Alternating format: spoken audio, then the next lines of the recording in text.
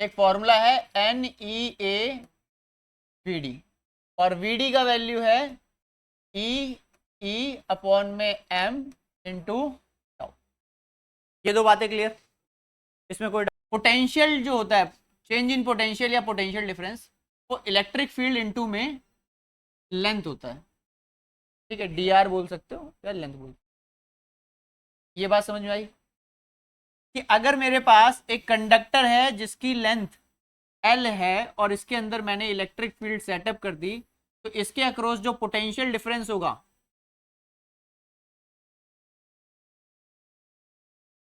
V1 minus V2 का value जो होगा वो A इंटू एल होगा। इसमें कोई डाउट तो नहीं है ना? ये हमने ऑलरेडी इलेक्ट्रोस्टैटिक्स में पढ़ा हुआ है फॉर्मूला। कहाँ से आया है ये सब कुछ, इसके ऊपर बहुत काम किया है। अभी आगे बढ़ते हैं। अब मैं क्या करूंगा कि इस वैल्यू को इलेक्ट्रिक फील्ड की, इस वैल्यू को, ये जो इलेक्ट्रिक फील्ड की वैल्यू है, इसको इसके साथ रिप्लेस करूं। ठीक है, और यहां पे इसको पुट कर देते हैं पहले। तो I इक्वल टू NEA, यहां तक तो बात क्लियर है। VD का वैल्यू है E/m, और कैपिटल E को मैं लिख सकता हूं पोटेंशियल अपॉन में इनटू में। यहां तक बात क्लियर? अब मैं अगर इसको मल्टीप्लाई कर दूं, NE², नीचे m, और ये जो रिलैक्सेशन टाइम है टाउ, इन सबको एक साथ करके इधर कर लें, तो ये हो जाएगा V, और क्या रह गया, A रह गया, और L रह गया। ये चीज समझ में आई यहां तक? ये 1/r के बराबर। ठीक है, तो अगर मैं इसको ऐसे लिखूं और ये वैल्यू किसके बराबर हो जाएगी, 1/r के बराबर ये वैल्यू। क्लियर? तो मैं ये कह सकता हूं कि जो 1/r की वैल्यू है ये पूरी कांस्टेंट है, तो r की वैल्यू भी कांस्टेंट। ठीक है, अभी देखते जा, ये वैल्यू यहां पुट कर देंगे 1/r, और ये v, तो v इक्वल टू I/r। तो ये हो गया हमारा ओम्स लॉ। ये वैल्यू जो है ना पूरी, कौन सी दिखाता हूं, दोबारा से देख लो भाई इसको। ये पूरी वैल्यू जो है 1/r है, एंड दैट्स इट। अब आया समझ में? अब क्लियर हो गया?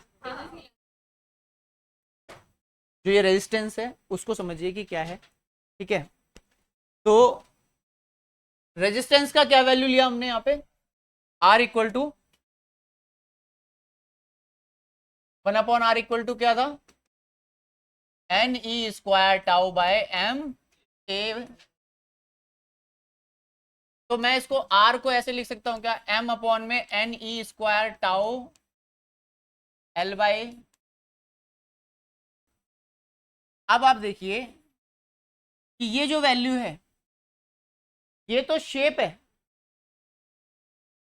ना, शेप और साइज है ये तो, कि क्या शेप है क्या साइज है। ये क्या है, तो ये मटेरियल की इंटरनल चीज है कि उसके अंदर मास कितना है, इलेक्ट्रॉन चार्ज कितना है, और कितने चार्ज कैरियर है। ठीक है, और उसका रिलैक्सेशन टाइम क्या। तो मैं कह सकता हूं कि ये रेजिस्टिविटी है। इसको मैं डिफाइन कर रहा हूं रेजिस्टिविटी, किसको, कहां चला गया ये, इस बार क्लियर है कि ये इसकी जगह पे आया। डन। रो की वैल्यू तो यही है, ये जो अभी हमने डिफाइन करी, m(NE²/टाउ), बहुत इंपॉर्टेंट है, तो बोलते हैं रेजिस्टिविटी। और ये है हमारा रेजिस्टेंस,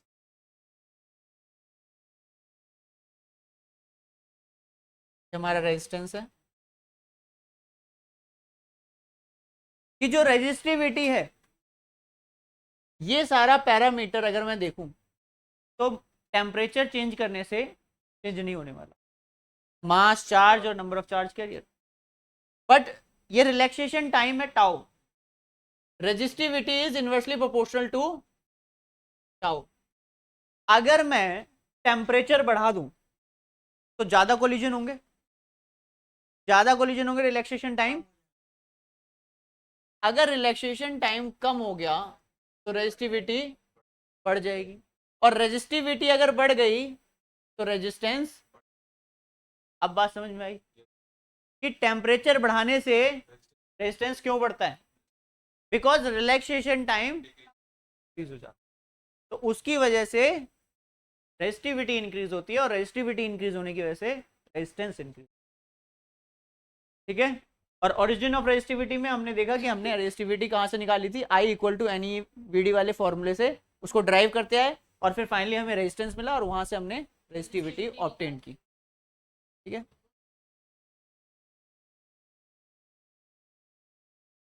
तो अगर मुझे कंडक्टर के केस में ग्राफ चाहिए रेजिस्टिविटी का टेम्परेचर के साथ, तो अगर मैं टेम्परेचर बिल्कुल लोएस्ट पे ले आऊं 0 केल्विन पे भी, तो भी किसी मटेरियल की कुछ तो रेजिस्टिविटी होगी यहाँ पे, और जैसे जैसे टेम्परेचर बढ़ाऊंगा वैसे वैसे ये बढ़ती है। ठीक है,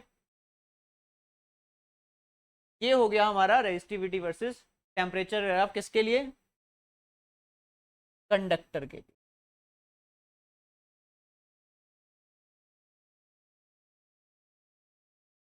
ठीक है, तो बात समझ में आई। अगर मैं सेमीकंडक्टर की बात करूं तो सेमीकंडक्टर केस में क्या होगा कि रेजिस्टिविटी जो है टेम्परेचर के साथ कम होती चली जाएगी। ये ग्राफ ऐसे बिल्कुल स्ट्रेट नहीं आएगा, मतलब ऐसा पहले आएगा और फिर जैसे जैसे आप टेम्परेचर ज्यादा करते जाएंगे वैसे वैसे रेजिस्टिविटी रैपिडली गिरती जाएगी।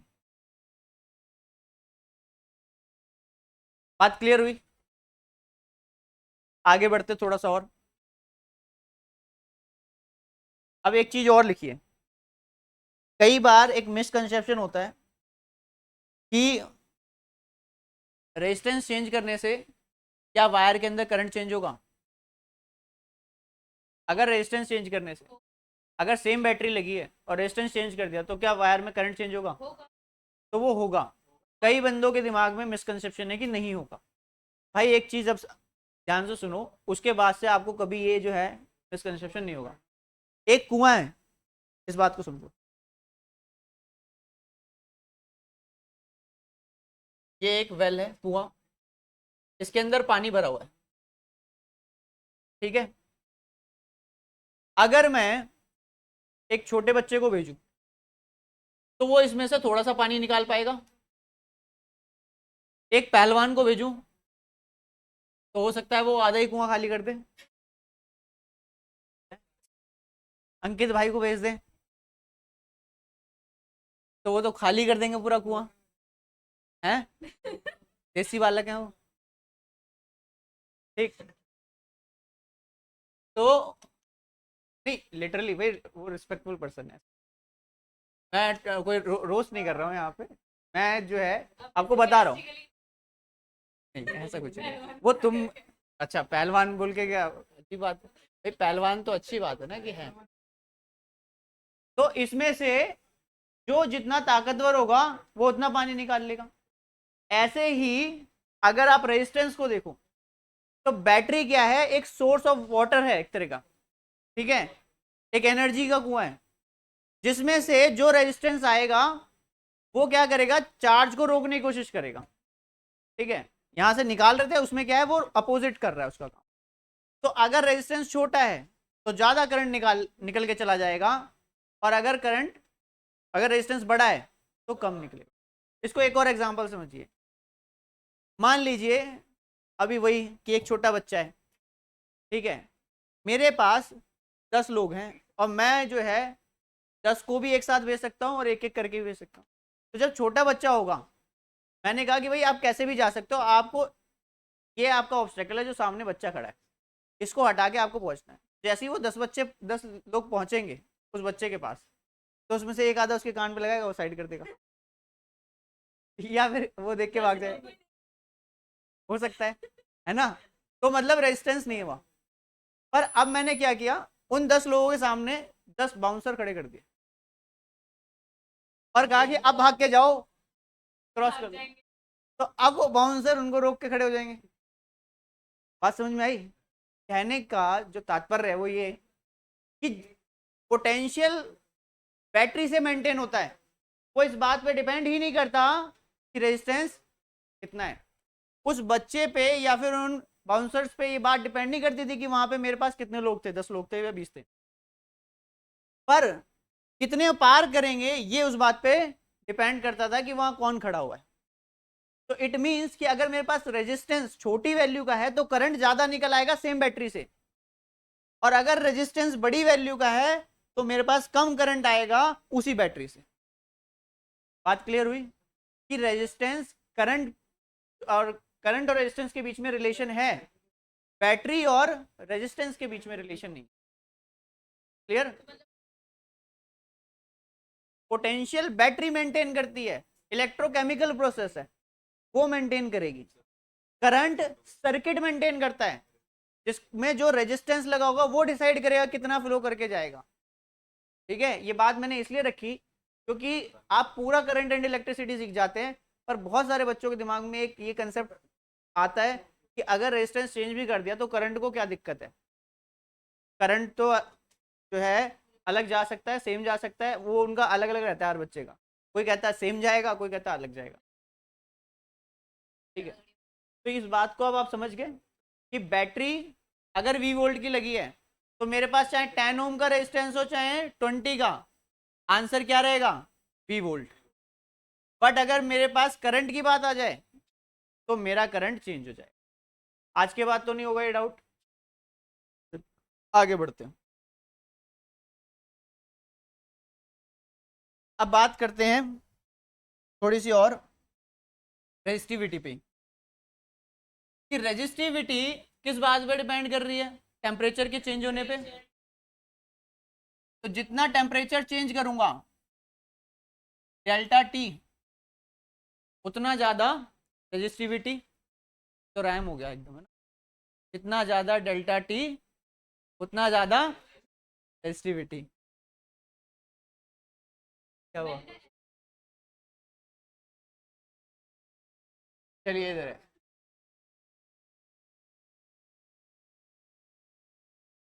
चलिए, वो एसी के लिए कह रहा है। अब आगे ध्यान दीजिए। तो चेंज इन रेजिस्टिविटी इस बात पे डिपेंड कर रही है कि टेम्परेचर कितना चेंज होगा, और चेंज इन रेजिस्टिविटी इस बात पे भी डिपेंड करती है कि इनिशियल रेजिस्टिविटी कितनी होगी। ठीक है, तो डैश की जगह नॉट लिख लेते हैं यहाँ पे, क्योंकि जिसकी इनिशियल रेजिस्टिविटी ज्यादा उसमें ज्यादा चेंज भी तो देखने को मिलेगा, जिसकी इनिशियल कम उसमें कम चेंज देखने को मिलेगा। तो मैं क्या करता हूँ, इनको सबको जोड़ लेता हूँ। यहां तक बात क्लियर है? अब change in resistivity equal to, अब ये प्रोपोर्शनल है और मैं प्रोपोर्शनैलिटी कांस्टेंट हटा के अल्फा लगा रहा हूं। अलग कलर से इसलिए लगाया है कि यही अल्फा क्या यहाँ आ गया है ये ना सोचें, ये प्रोपोर्शनल का साइन था और वो अल्फा है। पी नहीं है resistivity, change in resistivity, change in resistivity, change in temperature,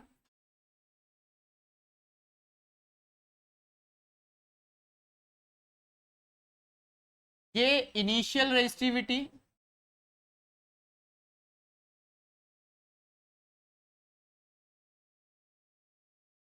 combine किया, ये फॉर्मूला ऑब्टेन हुआ।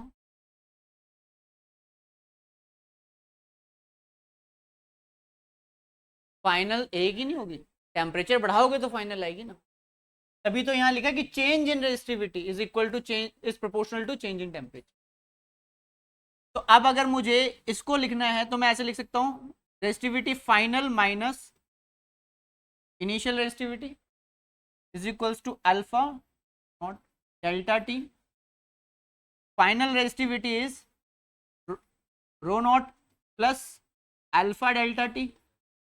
यहां तक बात क्लियर है भाई सभी को?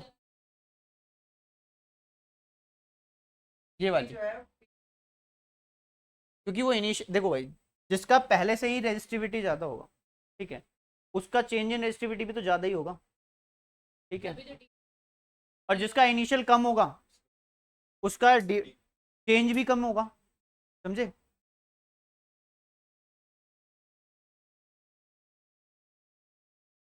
अल्फा क्या है? अल्फा, हाँ अल्फा लिख लीजिए, थर्मल कॉफिशिएंट ऑफ रेजिस्टिविटी. ये डिफाइन नहीं किया, इसको डिफाइन कर देते हैं, बताता हूं. Thermal coefficient of resistivity, thermal KTG में नहीं, ये पढ़ते थे आप थर्मल प्रॉपर्टीज ऑफ मैटर में, लीनियर एक्सपेंशन, वॉल्यूमेट्रिक एक्सपेंशन, वो वाला, वो वही है, वैसा ही है, बट ये जो बात कर रहा है ना, ये बात कर रहा है रेजिस्टिविटी की टर्म में, वो कंडक्टिविटी की टर्म में.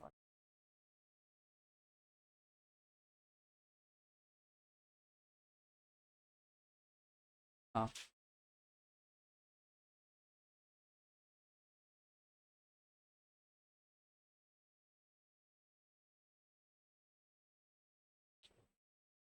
हो गया, लिखा. ये फॉर्मूला इंपॉर्टेंट है क्योंकि अभी तक आपने सिर्फ ग्राफ देखा था रेजिस्टिविटी का टेम्परेचर के साथ. ये एग्जैक्ट वैल्यू है कि कितना चेंज हुआ, नया कितना वैल्यू आया. बात समझे?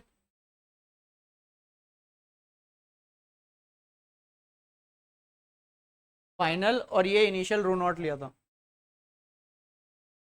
हाँ तो इधर ले जाके प्लस किया और रो नॉट कॉमन ले लिया.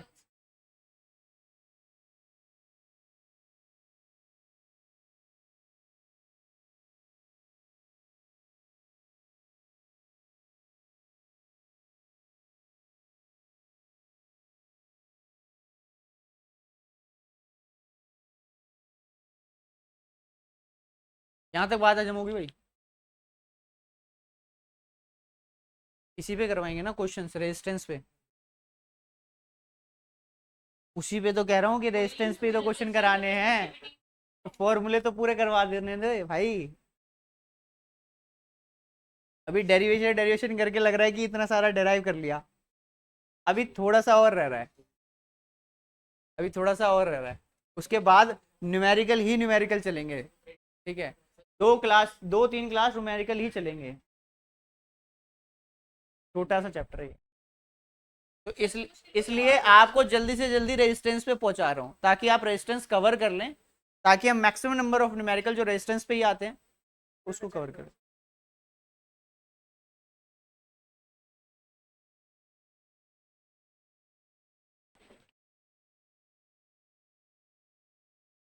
हाँ ये हुआ. अब हम चलते हैं और macroscopic level of Ohm's law को समझते हैं. ठीक है, अच्छा उससे पहले एक और चीज, कि जैसे ये रेजिस्टिविटी के लिए लिखा है वैसा ही रिलेशन रेजिस्टेंस के लिए भी होता है. R is equals to R not 1 plus alpha delta T. क्योंकि भाई अगर मैं यहाँ पर L बाय ए से मल्टीप्लाई करूँ और यहाँ पे भी L बाय ए से मल्टीप्लाई करूँ तो कैंसिल हो जाएंगे. अच्छा डाउट नहीं आया किसी को कि यहाँ से L बाय ए से मल्टीप्लाई किया, इधर भी L बाय ए से मल्टीप्लाई किया और आपने टेम्परेचर भी चेंज कर दिया, तो उसकी लेंथ चेंज क्यों नहीं हुई? ये डाउट नहीं आया उनमें? मैंने बोला कि इसको ऐसे लिख सकते हैं क्योंकि यहाँ पे भी L बाय ए है, यहाँ पे भी L बाय ए कैंसिल हो जाएगा और रेजिस्टेंस के टर्म में लिख देंगे. मतलब इसी रिलेशन को जो रेजिस्टिविटी के लिए लिखा है वही रेजिस्टेंस के लिए भी आप लिख सकते हो.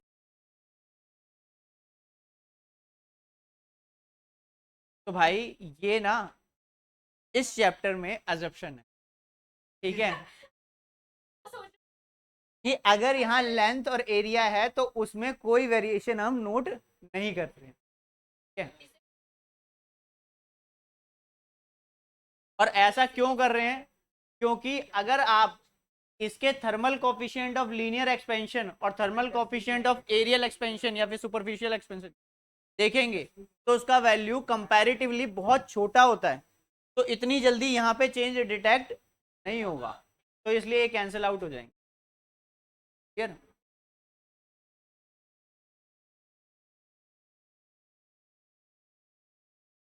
तो चेंज होगा, फिर अल्फा आएगा वहां पे, पर उसका जो पावर है ना, मतलब वो बहुत ज्यादा है माइनस में, इसलिए यहाँ पे कंसीडर नेग्लिजिबल है। ठीक है, कि वो कंसिडरेशन तो हुई बट नेग्लिजिबल।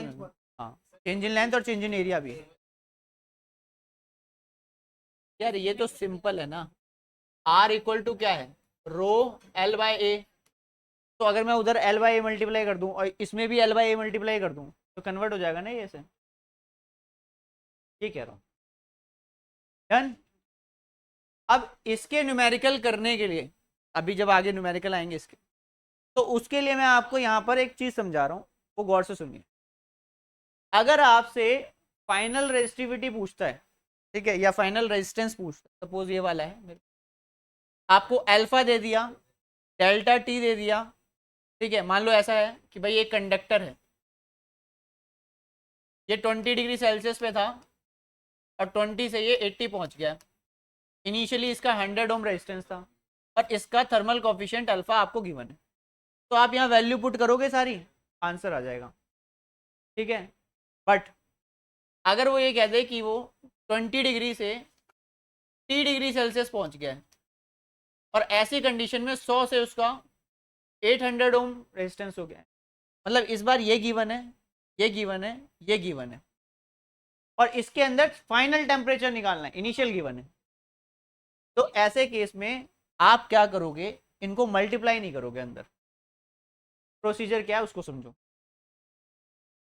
जब आपको फाइनल टेम्परेचर का क्वेश्चन आए या फिर इनिशियल टेम्परेचर निकालने का क्वेश्चन आए, ऐसे केस में आप क्या प्रोसीजर फॉलो करोगे? ये इसलिए बता रहा हूं ताकि आपकी कैलकुलेशन कम से कम हो और मिस्टेक ना हो, नेग्लिजिबल। ठीक है, सबसे पहले आप इसको नीचे भेजेंगे,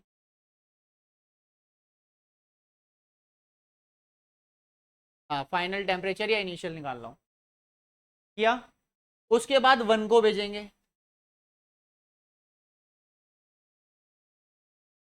उसके बाद अल्फा भेजेंगे, ये पूरा वैल्यू जो भी निकल के आएगा उसको अल्फा से डिवाइड कर देंगे। और अब यहां से आप आसानी से टी फाइनल निकाल सकते हैं, क्योंकि ये T final minus T initial का वैल्यू समथिंग आ जाएगा। आप इसको उस तरफ भेज के ऐड करके आंसर निकाल। पर अगर आपने इनिशियली उसको मल्टीप्लाई कर दिया होता तो वो बहुत सारी बड़ी वैल्यू बन जाती, ठीक है, जिसको आपको इधर उधर करने में बहुत दिक्कत होती। ठीक है, बात समझ में आई? कुछ तो ऐसे करते हैं, कुछ क्या करते हैं, मल्टीप्लाई ही कर देते हैं सीधा अंदर। ठीक है, हाँ, अब दिक्कत ये आती है, हाँ, तो इसलिए पहले ही आपको बता दिया गया है कि आपको क्या रूल फॉलो करना है, पता है मेरे को।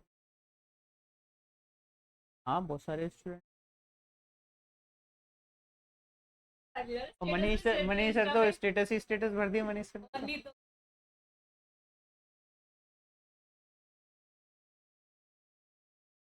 पीसीएम है तेरे पास, इसलिए कर रखा।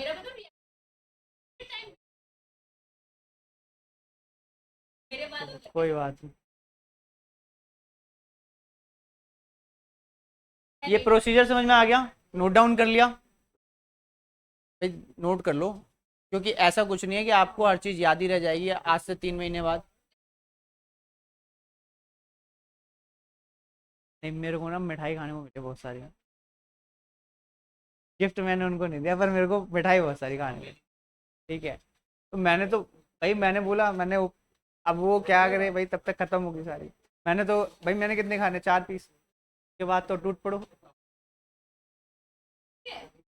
पता नहीं भाई, खत्म होगी। हो गया, डन, आगे बढ़े, चलिए। तो अब आपने रेजिस्टेंस सीखा,